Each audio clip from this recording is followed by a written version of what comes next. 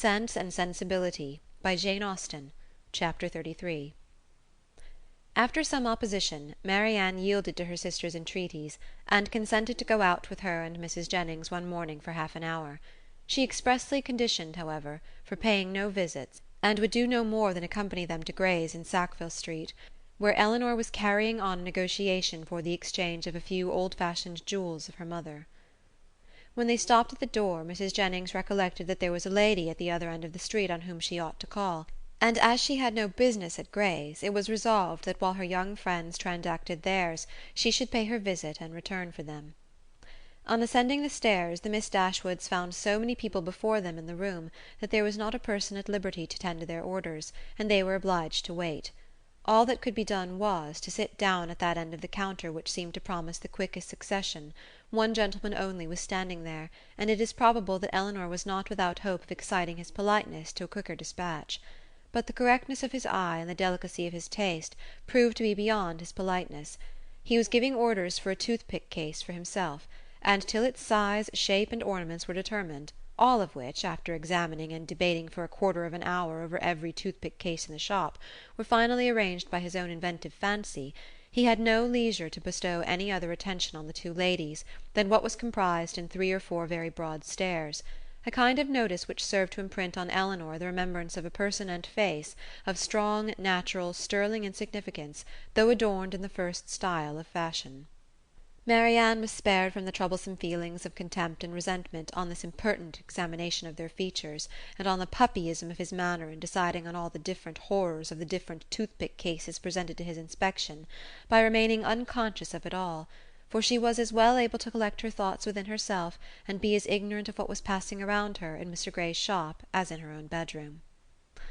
At last the affair was decided. The ivory, the gold, and the pearls all received their appointment, and the gentleman, having named the last day on which his existence could be continued without the possession of the toothpick case, drew on his gloves with leisurely care, and bestowing another glance on the Miss Dashwoods, but such a one as seemed rather to demand than express admiration, walked off with a happy air of real conceit and affected indifference. Elinor lost no time in bringing her business forward, was on the point of concluding it, when another gentleman presented himself at her side. She turned her eyes towards his face, and found him, with some surprise, to be her brother. Their affection and pleasure in meeting was just enough to make a very creditable appearance in Mr. Gray's shop. John Dashwood was really far from being sorry to see his sisters again. It rather gave them satisfaction, and his inquiries after their mother were respectful and attentive. Elinor found that he and Fanny had been in town 2 days.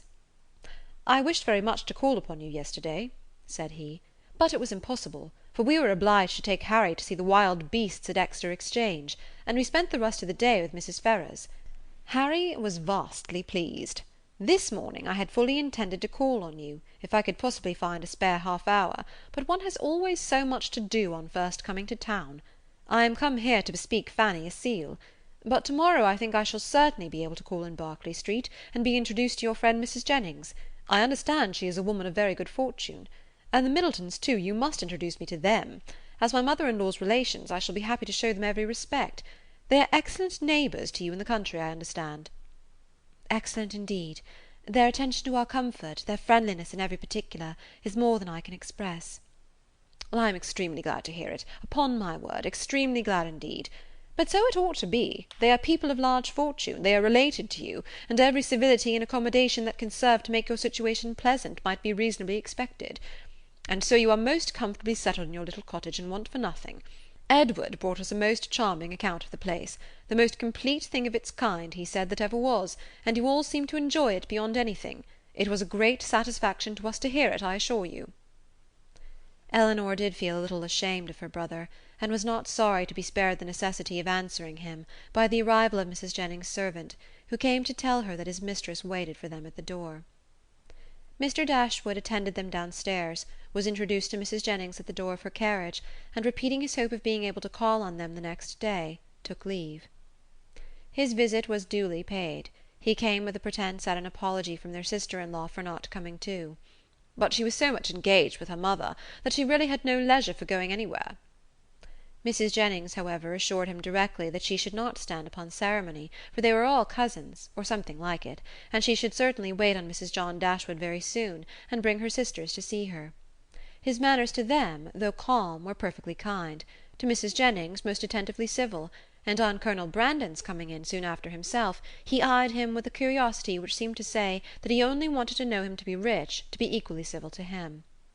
After staying with them half an hour, he asked Elinor to walk with him to Conduit Street, and introduce him to Sir John and Lady Middleton.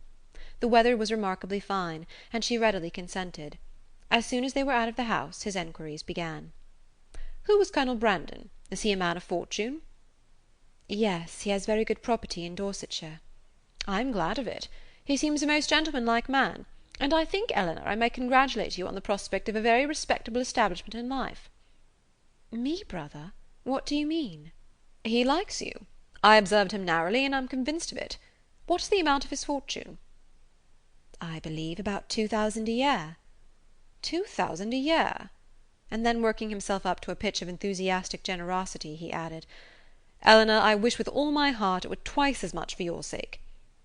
"Indeed, I believe you," replied Elinor, "but I am very sure that Colonel Brandon has not the smallest wish of marrying me." "You are mistaken, Elinor, you are very much mistaken. A very little trouble on your side secures him. Perhaps, just at present, he may be undecided. The smallness of your fortune may make him hang back. His friends may all advise him against it. But some of those little attentions and encouragements which ladies can so easily give will fix him in spite of himself. And there can be no reason why you should not try for him. It is not to be supposed that any prior attachment on your side— In short, you know, as to an attachment of that kind is quite out of the question. The objections are insurmountable. You have too much sense not to see all that. Colonel Brandon must be the man, and no civility shall be wanting on my part to make him pleased with you and your family. It is a match that must give universal satisfaction. In short, it is a kind of thing that," lowering his voice to an important whisper, "will be exceedingly welcome to all parties." Recollecting himself, however, he added, "That is, I mean to say, your friends are all truly anxious to see you well settled, Fanny particularly, for she has your interest very much at heart, I assure you. And her mother, too, Mrs. Ferrars, a very good-natured woman, I am sure it would give her a great pleasure. She said as much the other day." Elinor would not vouchsafe any answer. "It would be something remarkable now," he continued, "something droll if Fanny should have a brother and I a sister settling at the same time. And yet it is not very unlikely." "Is Mr. Edward Ferrars," said Elinor with resolution, "going to be married?" "It is not actually settled, but there is such a thing in agitation. He has a most excellent mother. Mrs. Ferrars, with the utmost liberality, will come forward and settle on him 1,000 a year, if the match takes place. The lady is the Honourable Miss Morton, only daughter of the late Lord Morton, with 30,000 pounds. A very desirable connection on both sides, and I have not a doubt of its taking place in time. 1,000 a year is a great deal for a mother to give away, to make over for ever, but Mrs. Ferrars has a noble spirit. To give you another instance of her liberality, the other day, as soon as we came to town, aware that money could not be very plenty with us just now, she put bank-notes into Fanny's hands to the amount of 200 pounds. And extremely acceptable it is, for we must live at a great expense while we are here." He paused for her assent and compassion, and she forced herself to say, "Your expenses both in town and country must certainly be considerable, but your income is a large one." "Not so large, I dare say, as many people suppose.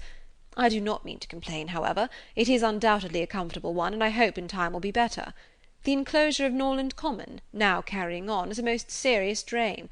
And then I have made a little purchase within this half year, East Kingham Farm. You must remember the place, where old Gibson used to live. The land was so very desirable for me in every respect, so immediately adjoining my own property, that I felt it my duty to buy it. I could not have answered it to my conscience to let it fall into any other hands. A man must pay for his convenience, and it has cost me a vast deal of money." "More than you think it really and intrinsically worth?" "Why, I hope not that. I might have sold it again the next day for more than I gave. But with regard to the purchase money, I might have been very unfortunate indeed, for the stocks were at that time so low, that if I had not happened to have the necessary sum in my banker's hands, I must have sold out to a very great loss." Elinor could only smile. "Other great and inevitable expenses, too, we have had on first coming to Norland. Our respected father, as you well know, bequeathed all the Stanhill effects that remained at Norland, and very valuable they were, to your mother. Far be it from me to repine at his doing so. He had an undoubted right to dispose of his own property as he chose, but in consequence of it we have been very obliged to make large purchases of linen, china, etc., to supply the place of what was taken away. You may guess, after all these expenses, how very far we must be from being rich, and how acceptable Mrs. Ferrars's kindness is." "Certainly," said Elinor, "and assisted by her liberality, I hope you may yet live to be in easy circumstances." "Another year or two may do much towards it," he gravely replied. "But, however, there is still a great deal to be done. There is not a stone laid of Fanny's greenhouse, and nothing but the plan of the flower garden marked out." "Where is the greenhouse to be?" "Upon the knoll behind the house. The old walnut trees are all come down to make room for it. It will be a very fine object from many parts of the park, and the flower garden will slope down just before it, and be exceedingly pretty. We have cleared away all the old thorns that grew in patches over the brow." Elinor kept her concern and her censure to herself, and was very thankful that Marianne was not present to share the provocation. Having now said enough to make his poverty clear, and to do away the necessity of buying a pair of earrings for each of his sisters in his next visit at Gray's, his thoughts took a cheerfuller turn, and he began to congratulate Elinor on having such a friend as Mrs. Jennings.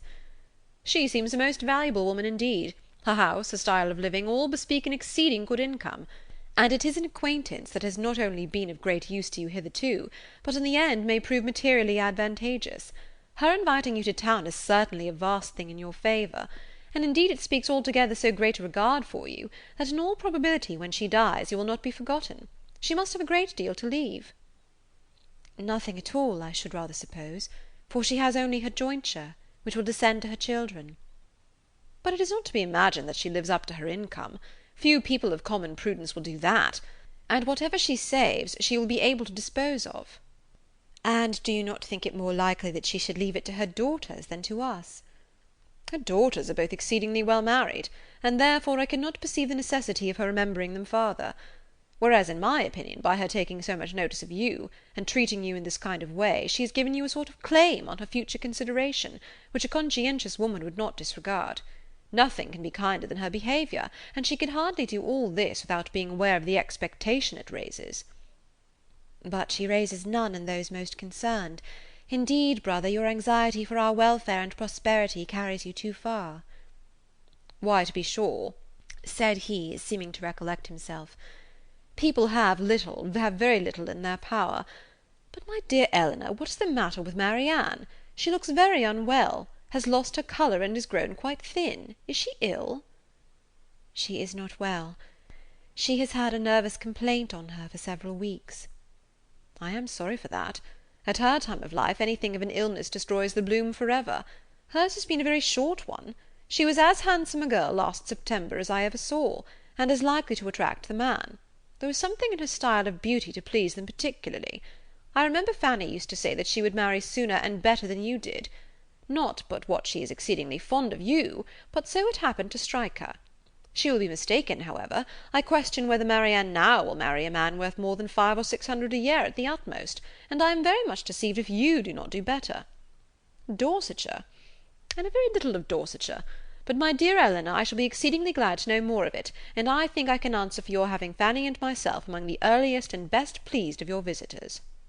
Elinor tried very seriously to convince him that there was no likelihood of her marrying Colonel Brandon, but it was an expectation of too much pleasure to himself to be relinquished, and he was really resolved on seeking an intimacy with that gentleman, and promoting the marriage by every possible attention. He had just compunction enough for having done nothing for his sisters himself to be exceedingly anxious that everybody else should do a great deal, and an offer from Colonel Brandon, or a legacy from Mrs. Jennings, was the easiest means of atoning for his own neglect. They were lucky enough to find Lady Middleton at home, and Sir John came in before their visit ended. Abundance of civilities passed on all sides. Sir John was ready to like anybody, and though Mr. Dashwood did not seem to know much about horses, he soon set him down as a very good-natured fellow, while Lady Middleton saw enough of fashion in his appearance to think his acquaintance worth having, and Mr. Dashwood went away delighted with both. "I shall have a charming account to carry to Fanny," said he as he walked back with his sister. "Lady Middleton is really a most elegant woman, such a woman as I am sure Fanny will be glad to know. And Mrs. Jennings, too, an exceedingly well-behaved woman, though not so elegant as her daughter. Your sister need not have any scruple even of visiting her. which, to say the truth, has been a little the case, and very naturally, for we only knew that Mrs. Jennings was the widow of a man who had got all his money in a low way, and Fanny and Mrs. Ferrars were both strongly prepossessed that neither she nor her daughters were such kind of women as Fanny would like to associate with. But now I can carry her a most satisfactory account of both. End of chapter 33.